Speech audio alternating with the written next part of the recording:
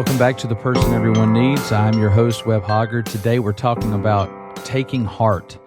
Jesus told us to take heart multiple times, and I want to refer to those scriptures today as we continue just to be encouraged to be the person that everyone needs. Take heart.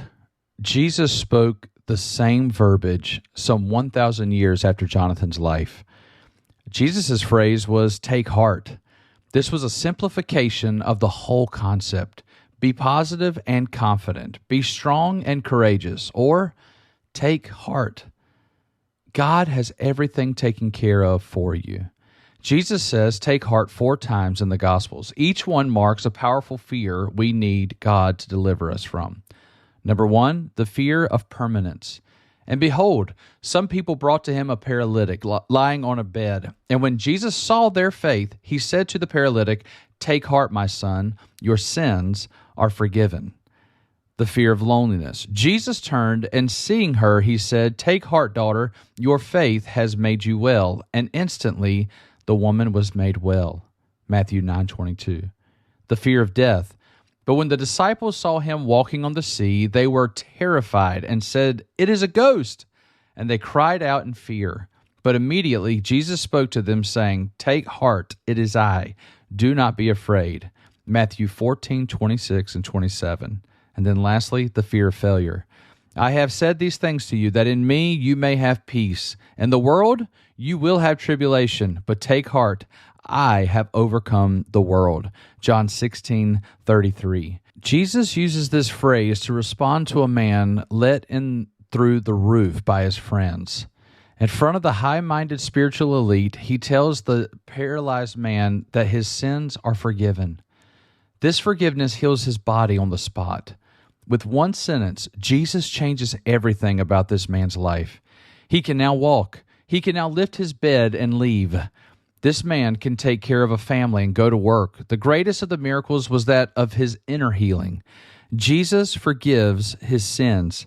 He's restored to God and has received hope through faith in the grace of God. What seemed like a permanent struggle in one moment was completely transformed. His life was paralyzed for so long, but in one day he received freedom. Take heart, your sins are forgiven. The second story is of the lady with the issue of blood. For 12 years she had bled nonstop, making her unclean ceremonially, which kept her away from the public. She had spent so many years, so many lonely years, so many years alone, hoping for an end to her suffering. Take heart. Jesus calls her daughter. Can you imagine how many years she had waited to hear a term of endearment from anyone? Now the Son of God, her healer, calls her daughter. Her faith, or her taking heart, has made her well. You will never be alone. I see you. Jesus speaks to the disciples on the ship one night who were afraid for their lives because they thought that they had seen a ghost. Jesus told them to take a boat to the other side, and he would join them later. I personally picture Jesus tiptoeing on the water, trying to make it past them, and he gets caught. And Jesus tells them to take heart. Be encouraged. He says it is me. They thought death was coming for them, but Jesus says, do not be afraid, for I am here. Death has no sting. We can take heart because Jesus is with us, even in the storms of life. The last story is that of Jesus at the end of his earthly ministry. He tells his disciples that there was going to be many difficulties coming in the future. He doesn't promise ease. He never says flat roads are coming. He promises them problems. But Jesus has overcome them all. He has won the victory. Don't focus on the battles and the trials. Remember, our God has defeated the enemy. So take heart. Jesus has overcome the world. I hope you remember these verses the next time you're tempted to lose heart. Don't listen to fear, pain, or exhaustion. Jesus is with you. Nothing is permanent. He can resurrect anything. No one is ever really alone. He is with you always. Death is not the end. Jesus defeats this fear by reminding us that worst case scenario is we die in our mortal bodies and are united with him in glory. Death, where is your sting? The fear of failure has died at the nail-scarred hands that have purchased my victory. So take heart. There's nothing your God can't do. Now, before we look at the weapons God has given us to defeat the enemy, I want us to take a look at our enemies. The scripture is very clear that we do not fight against other people. Ephesians 6 tells us that we are always fighting against the darkness in the spiritual realm. If you think your big promotion is on hold because of a person, you are saying a couple of things that are not in the mindset of God. If people are in the way, then God is not in control. This is dangerous ground. And if you're focusing on someone in your way, you are not seeing what is actually blocking you from your destiny. Don't waste your time trying to fight people or even identify what figure in the darkness is opposing you. Spend your time sharpening yourself in the battle. When weaknesses are revealed, strengthen them. Whatever you are fighting was placed there to help you push forward or to reveal a potential weakness that will halt your journey ahead. Your number one enemy is Satan and his demons. He would like nothing more than to defeat you. He will discourage you any way he can. If you let him, he will find your mind and fill your mind with negativity and fear. Anything to diminish your walk in confidence. God calls you to be full of courage, so Satan spends his time attempting to discourage you, to take your heart out. James writes, resist the devil and he will flee. The second enemy you will face is time. Paul writes for us to redeem the time, for the days are evil. How are the days evil? We live in a fallen world where everything is atrophying. If you clean your house today, you'll probably have to do it again tomorrow. You never really make enough money any one day that allows you to never work again. There's so much in our lives that we have to work on every single day over and over to keep them good. What is the answer to our lack of resources? Paul says, make the most of every opportunity. So every day you let go without chasing your destiny is another day you lose. This is why it's wise to count your days. Your final enemy is yourself. So you can play the protagonist and the antagonist at the same time. Your attitude is the most noticeable contributor to your destiny. Do you believe you can achieve the goals? Apathy is a dream killer. Worrying about others' expectations can leave you uninspired. Pathetic and apathetic are not winning attitudes. I think you tell your heart to live strong and loud. Come to life and don't let yourself off the hook. Take control of your thoughts.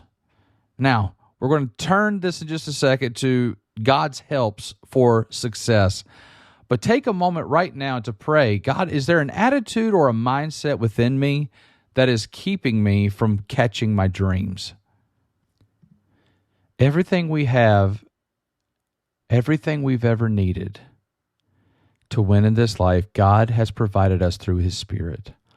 All good things originate in Him. Every attribute and skill flows from our inner being. This inner kingdom of the heart is God's domain. When making us, God says He made us in His image. Like God, our soul or being is comprised by three ways: thoughts, feelings, actions. The mind, emotions, and will are all designed by God and should be informed and transformed by Him. There are several lists that tell us what God offers in these areas of our lives. When we choose God's ways, we unlock God's attributes. All that we need for success is offered in the Spirit of God. I have taught my boys to say the great commandment like this: love the Lord with all your heart, hands, and head. When I read through these lists, I see the influence of the Spirit in each area of the soul. God gives good gifts to those who are His. Number 1, the heart. The fruits of the Spirit are chronicled in Galatians chapter 5, verses 22 and 23. Love, joy, peace, patience, kindness, goodness, faithfulness, gentleness, and self-control. The hands are the gifts of the Spirit. 1 Corinthians chapter 12, 8 through 10. Words of wisdom, words of knowledge, faith, healing, miracles, prophecy, discernment of spirits, speaking in tongues, and the interpretation of tongues. And then the head is the 7 spirits of God in Isaiah chapter 11, verse 2. It's the Spirit of the Lord shall rest upon him. That's the first spirit that your mind needs. rest in the Lord. Secondly, the spirit of wisdom. Third, the spirit of understanding, a spirit of counsel, a spirit of might, the spirit of knowledge, and eventually the spirit of the fear of the Lord. These are blessings to the head. Now, back to the heart. The man everyone needs sports these characteristics. Can you imagine someone embodying all the fruit of the Spirit? Someone who walks in a room and you can feel love, joy, and peace is someone who will always be welcome. These come from the Spirit of God. You cannot work yourself into having this fruit. It comes from living in the vine, Jesus. So I'm not saying if you don't live this way, God isn't happy with you. If you want these qualities, you need to ask God for them. Self-control, kindness, and gentleness can only increase with the presence of God in your life. You must spend time with Him. This is the kind of man I want to be. I want people to say they knew I loved them, that I brought joy with me, and I was able to put others at peace. I want to be godly in my emotions. I want to honor God in all three areas of our soul: emotions, will, and mind. The second group is our hands. Our will must also be influenced by the intentions of God. God wants to see actions that demonstrate His power. Miracles, healings, words of encouragement, and faith come from God. They are proof of the supernatural and require willing vessels to provide ministry. He wants to do grand things, and He only does them through people. And this is how He most often invites people to Himself. So lay hands on the sick, listen to the hurting, edify the church with the gifts of the will. He wants to do great things through you. Faith isn't something you muscle up. It's something God gives us. He doesn't strain to show more faith. We request of God to grant us more faith. We say, Lord, I believe. Help my unbelief.